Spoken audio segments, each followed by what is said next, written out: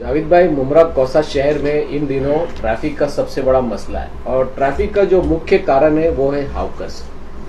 क्या कहेंगे, आने वाले दिनों में रमजान आने वाला है और लगातार 10-15 दिनों से टीएमसी हाउकर्स पे कार्रवाई कर रही है। इस कार्रवाई को किस तरीके से आप देखते हैं? अस्सलाम वालेकुम रहमतुल्लाहि बरकातहू। दोस्तों, मैं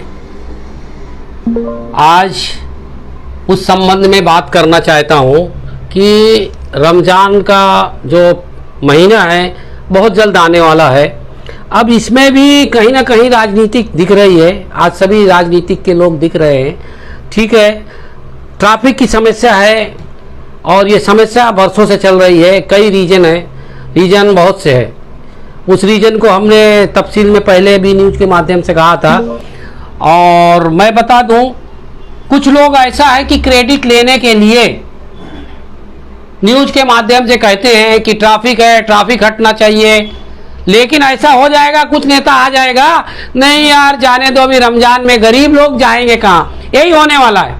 लेकिन इस संबंध में हमने 17 जून 2022 को अर्बन डेवलपमेंट ठाणे महानगर पालिका को एक हमने हाईकोर्ट के वकील के माध्यम से देख सकते हैं, हमने एक नोटिस भेजा था कि आप लोगों ने जो 2014 में बायोमेट्रिक जो हैकर्स थे लीगल, उनको आपने आज तक नहीं दिया है। हैकर्स जोन कहाँ है? तो उसको कभी इधर हटाते थे, कभी उधर हटाते थे। उसमें भी आपको पता है 6-7 करोड़ रुपया उसमें भी लॉस हुआ है। लेकिन हैकर्स वहीं के वहीं है। तो हमने उनको मांग ये किया था कि हैकर्स जल्द से जल्द कहीं दे दो। बहुत से बिल्डिंगें धोखादायक टीएमसी पैसा करके लगा दी। लगाने के बाद बिल्डर उसको बना डाला। अब बनाने के बाद बहुत से लोगों को घर भी मिल गया बाहर भाड़े का, और उसको बिल्डर ने पूरा बेच लिया। तो ये कहीं ना कहीं हुसैन भाई मिली भगत है। और इसके लिए हमने फिर 15 फरवरी 2024 को हमने फिर गुलाब पार्क मार्केट का जोन जो है, हॉकर्स जोन है, उसको हटाने के लिए नहीं, उनको बसाने के लिए टीएमसी से हमने पत्र दिया था। आप देख सकते हैं। फिर उसके बाद उन्होंने कोई इसमें नहीं। फिर हमने 24/6/2024 को कमिश्नर के ऑफिस में, आपको पता होगा कि आंदोलन के तहत में हमने अपनी तकरार दर्ज किया था। उन्होंने वादा किया था बहुत जल्द जो है हैकर्स जोन देंगे, लेकिन अभी तक हैकर्स जोन नहीं हुआ। कहते हैं कि वो हैकर्स जोन बनने वाले हैं। सुना हूँ ऐसा कि 100 गाले, 100 में किसको किसको देंगे? यहाँ तो हजारों लोग हैं। तो इसके लिए हमने जो है फिर हमने 30/12/2024 को हमने फिर कमिश्नर के बात की। कमिश्नर ने हमें हैकर्स जोन के जो आला अधिकारी हैं उनके पास हमें भेजा गया। देख सकते हैं जिनका नाम है पटोले साहब, ये उपायुक्त है। इन्होंने तत्काल मुमरा प्रभाग समिति के पीचड़ साहब को आदेश दिया कि जो पीला पट्टा के अंदर है उसके बाहर जो रोड से ट्रैफिक है, हम पुलिस भी दे रहे हैं और बॉडीगार्ड भी दे रहे हैं, उन्होंने मुहैया किया। उसी दिन से ये काम चालू हुआ जो रोड पे लगाते थे। अब उसके ऊपर लोग जो है एक राजनीतिक का विषय बना लिए। तो हम राज्य ये देख सकते हैं, ये हमने उनको फिर सबूतों के आधार में कहा। और उर्दू टाइम्स में भी देखा होगा आपने, उर्दू टाइम्स में भी इसके खिलाफ जो है पूरा नोंद हुआ था। तो अल्हम्दुलिल्लाह, अगर हैकर्स जोन यहाँ से हट जाए और इनको कहीं दिया जाए तो मैं तो टीएमसी को सलाम करूंगा। लेकिन ये इसके ऊपर राजनीतिक चल रही। मैं पहले भी कहा था, वो हैकर्स माफिया लोग भी ये सब काम कर रहे हैं। जो लोग जो हैकर्स रजिस्टर्ड है उनको दिया नहीं जाता और फिर वही नेता आके खड़ा हो जाता, नहीं मैंने साहब से बात किया हूं, अभी रमजान का महीना है, यहां से तुम लगा लो, पट्टा डाल दो, पर्दा डाल दो। तो ये दोगली पॉलिसी करना बंद करो। और शहर में जो तकलीफ हकीकत है हैकर्स के हो गया। और उसी तरह से देख सकते हैं तकलीफ क्या है, हर नाका में देख सकते हैं जो रिक्शा है किस तरह से खड़े रहते हैं। हाँ, उसके ऊपर कभी आवाज नहीं उठाए। अल्हम्दुलिल्लाह वो बहुत जल्द भी होने वाला है। और बहुत जल्द मैं आपके न्यूज के माध्यम से जनता को भी बताऊंगा कि 5000 कम से कम रिक्शा मुमरा में जिसके परमिट खत्म हो गए और जो एकदम टूटे फूटे। आपका कहना है कि हॉकर्स के साथ साथ ऑटो रिक्शा वाले भी इसके मुख्य कारण है ट्रैफिक का।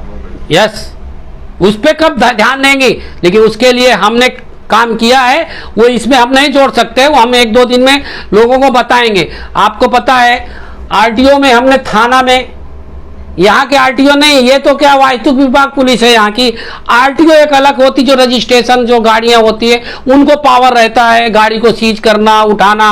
तो उन्होंने कहा कि मुमरा में हकीकत में कम से कम 5 से 6 हजार रिक्शा जो दिन में गलियों में बिल्डिंगों के नीचे खड़ी रहती है, गलियों में बिल्डिंगों के नीचे खड़ी रहती, रात में वो रिक्शा चलते हैं। तो उसके ऊपर क्या है, सब प्रशासन सोई है, ट्रैफिक विभाग के लोग सोए हैं क्या? इसलिए उसके वजह से भी ट्रैफिक हो रही है। और ट्रैफिक के समस्या जो आज से नहीं है, बरसों से है, लेकिन अभी हम ट्रैफिक के लिए हमेशा इसके ऊपर लगातार काम कर रहे हैं। अब हमारे पास ये कम से कम 25 पेज का हमारे पास एविडेंस है। अब इसके ऊपर हम जो है काम कर रहे हैं और बहुत जल्द इंशाल्लाह मुमरा शहर में हॉकर्स की जगह मिलेगी। अभी तो ऐसा मुझे लगता है कि कुछ नेता बोलने वाले हैं कि अभी रमजान है, रमजान में लगाने दो। तो रमजान में लगाओ ना, कहीं जगह दे दो ना, है बहुत सी जगह। काहे कि रोड के ऊपर तुम जो है दलाली कर रहे हो, है रोड में लगाओ, दलाली तो हो गई।